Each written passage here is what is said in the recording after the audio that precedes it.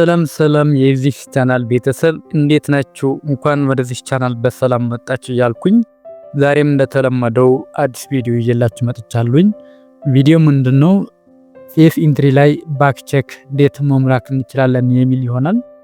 እንግዲህ እኛ ሱፐርቫይዘሮች ከመረጃ ሰብሳቢ ዳታ ተቀብለን በታብሌታችን ላይ እንዴት ባክ ቼክ መስራት እንችላለን የሚል ነው። ባለፈው how to send data from the enumerator to the supervisor የሚል ከዳታ ኮሌክተር ወደ ሱፐርቫይዘር እንዴት ዳታ መላክ እንችላለን የሚል ቪዲዮ ሰርቻላችኋለሁ።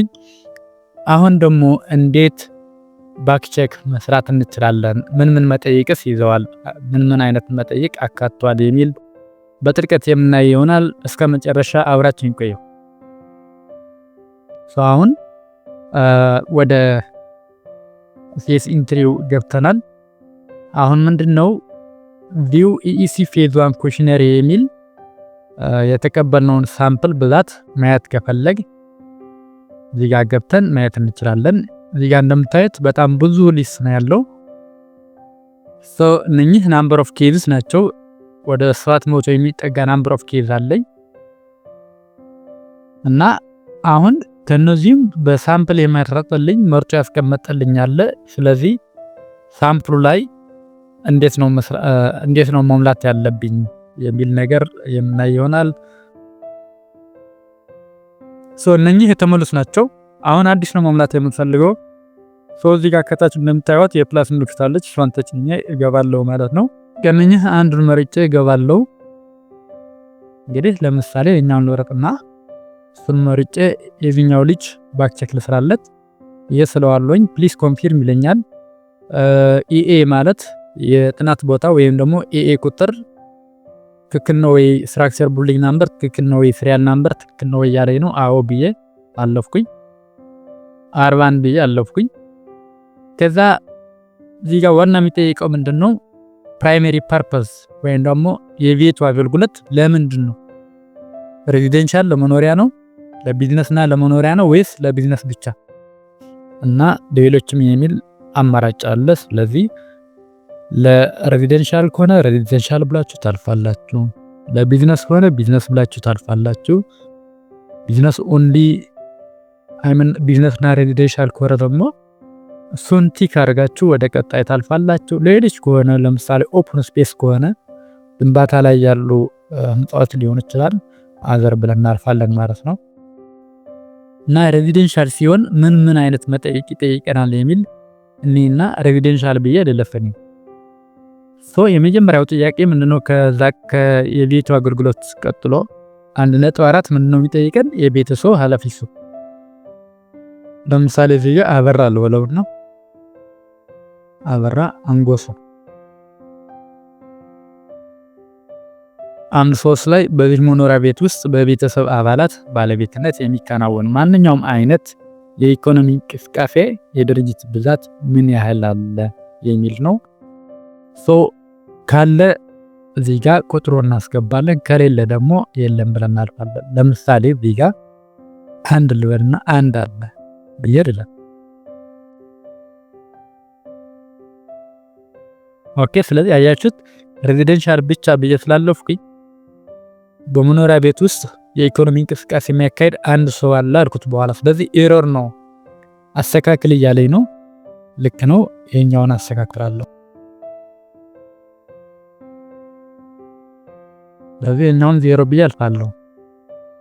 ከመኖሪያ ቤት ውጭ ቋሚ በሆነ ቤት ህንጻ ወይም በቤተሰብ አባላት ባለቤትነት የሚከናወን ማንኛውም አይነት የኢኮኖሚ እንቅስቃሴ የድርጅት ብዛት ምን ያህል ነው?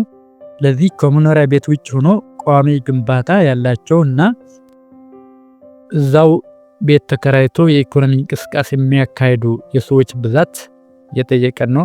ለምሳሌ እዚህ ጋር አንድ ልበለው። 5 ከመኖሪያ ቤት ውጭ ቋሚ ግንባታ በሌለው ነገር ግን ቋሚ የሆነ የሥራ ቦታ ያለው 0 ልበለው ይሄኛው።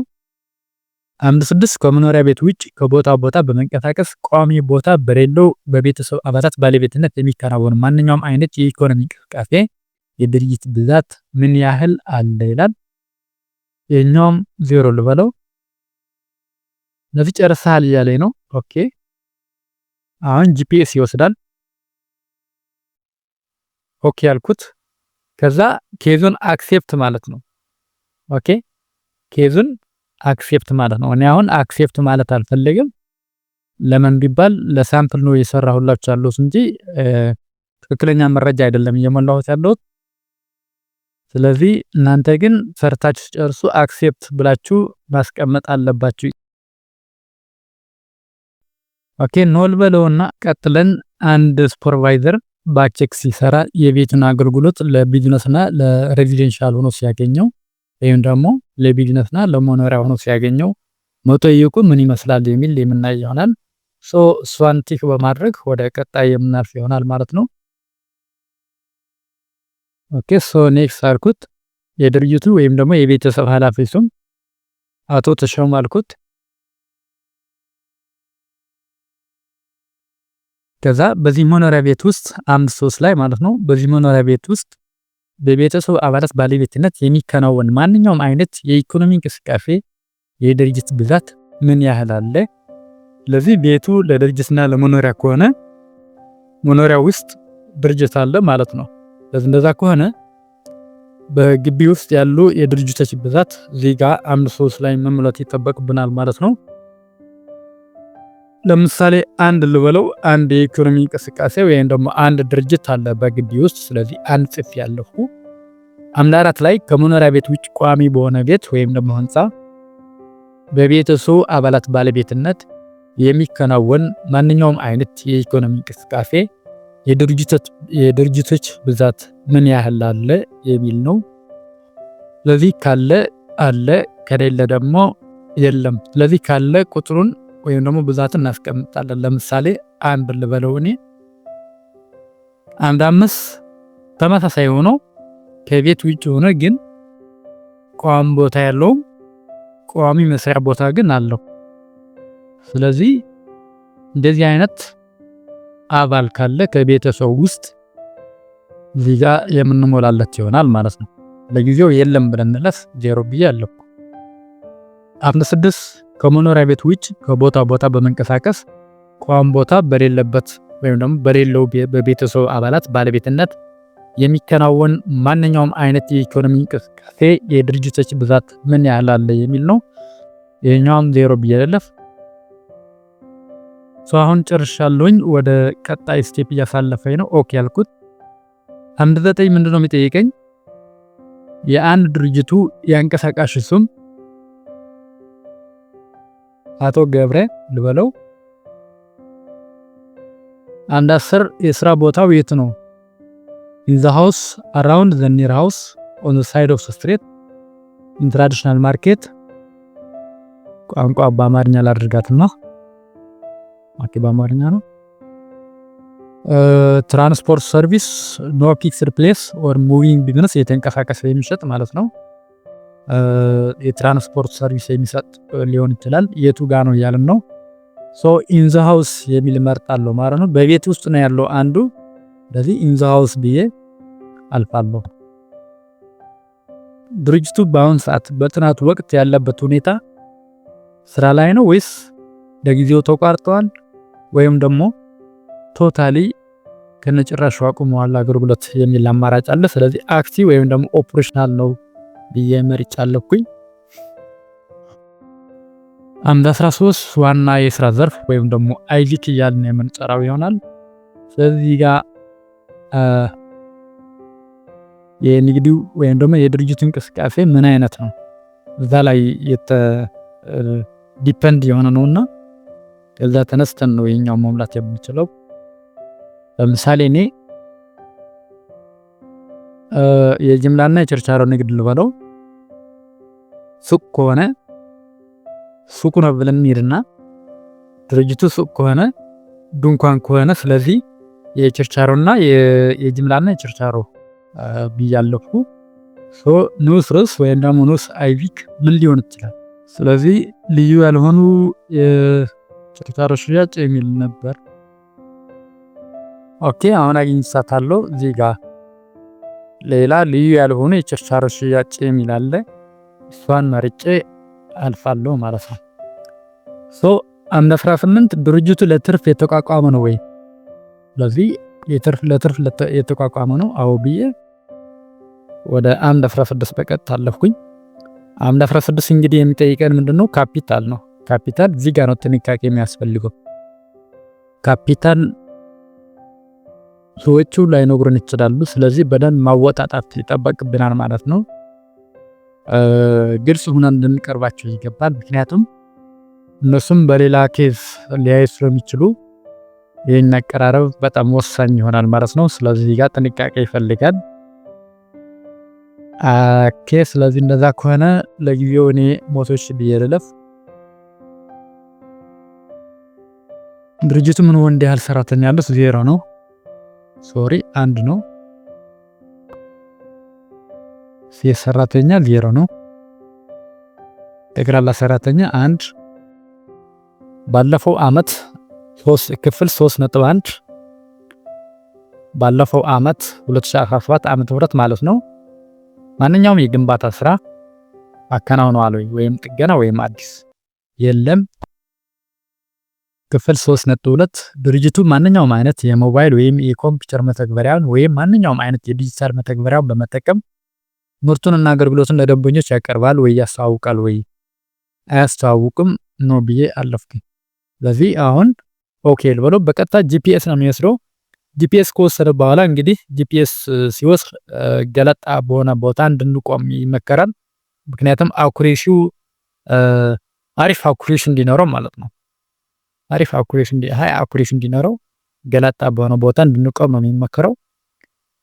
ኦኬ አልኩት። መጨረሻ ላይ ምንድነው የሚለኝ? do you want to accept this case ይለኛል። ስለዚህ ቀደም ብዬ እንደነገርኳችሁ አክሰፕት አድርገው ምን ሄድ ለምን ቲዩቶሪያል ነው እየሰራው ያለሁት። እናንተ ግን አክሰፕት ማለት እንዳትረሱ። አሁን በቀጥታ የቤቱ አገልግሎት ለድርጅት ብቻ ሲሆን የሴፍ ኢንትሪ መጠይቁ ምን ይመስላል የሚል የምናየው ይሆናል ማለት ነው። የቤቱ አገልግሎት ለቢዝነስ ብቻ ሆኖ ስናገኘው የሴፍ ኢንትሪ መጠይቁ ምን ይመስላል የሚል ደግሞ ለዚህ የመጀም 1:11 ላይ የድርጅት ስም ነው የሚጠይቀን። በቀጥታ ወደ 1:11 ነው የሚወስደን ማለት ነው። የድርጅት ስም ባከሪ ሃውስ ልበለው ዳቦ መጋገሪያ ማለት ነው። አክቲቭ ነው ወይስ ክሎዝድ ነው ወይስ ፐርማነንትሊ ክሎዝድ ነው የሚል አማራጭ አለ። ስለዚህ አክቲቭ ነው ያለው ብለን እንለፍ። ሃይዚክ ኔም ያው ማምረቻ ነው። ማምረቻ ሆኖ የዳቦ መጋገሪያ ምርቶች ማምረት የሚል ይሆናል ማለት ነው። ይጋ የሚታያችሁ ከሆነ ንዑስ መደቡ የኛው ይሆናል ማለት ነው። ከዛ ድርጅቱ ለትርፍ የተቋቋመ ነው ወይ? አዎ ለትርፍ የተቋቋመ ነው። 1:16 ድርጅቱ በአሁኑ ወቅት የደረሰበት ካፒታል 500,000። 1:17 ድርጅቱ ምን ወንድ ያህል ሰራተኛ አሉት? 2 ሴት ሰራተኛ 1። አጠቃላይ የሰራተኛ ብዛት 3 ይሆናል ማለት ነው። ባለፈው አመት ማንኛውም የግንባታ እንቅስቃሴ ጥገና ወይም ደግሞ እድሳት አካሂደዋል ወይ የሚል አለ። ስለዚህ ነው አልኩት። ክፍል 3.2ም ምርታቸው በዲጂታል መተግበሪያዎች ያስተዋውቃሉ ወይ የሚል ነው። እሱም ነው ብዬ ወደ ቀጣይ ያለፍኩኝ። አሁን በቀጥታ ወደ ጂፒኤስ ነው የሚወስደን። ጂፒኤስ የሚወስድ ይሆናል። ስለዚህ ቀደም ብዬ እንደነገርኳችሁ ጂፒኤስ እንወስድ ገላጣ ቦታ ሆነን መቆም ይጠበቅብናል፣ አኩሬሲው የተሻለ እንዲሆን ማለት ነው። ከዛ መጨረሻ ላይ አክሴፕት የሚል ነው። እኔ አሁን ለትሬኒንግ ነው።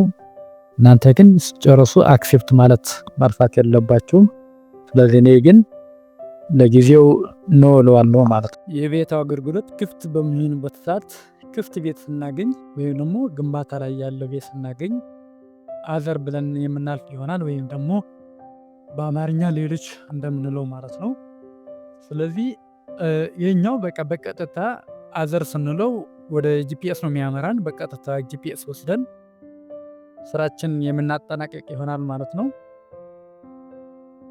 ጂፒኤሱ እንደምታዩት አኩሬሲው ወደ 52.4 ነው የሚለው። እንግዲህ አኩሬሲው ወደ 10 ከ10 በታች እንዲወርድ በተቻለን አቅም ገለጣ በሆነ ቦታ ሆነን ጂፒኤስ ብንወስድ ይመከራል ማለት ነው። ለዛሬ የነበረን ቆይታ ይህን ይመስላል። ቀጣይ በሌላ ፕሮግራም እስክመጣ ደህና ሁኑ። በዚህ አጋጣሚ ግን ለዚህ ቻናል አዲስ የሆናችሁ ቤተሰቦች ቻናሌን ላይክ እና ሳብስክራይብ በማድረግ ቤተሰብ እንድትሆኑ እላለሁኝ። አመሰግናለሁ።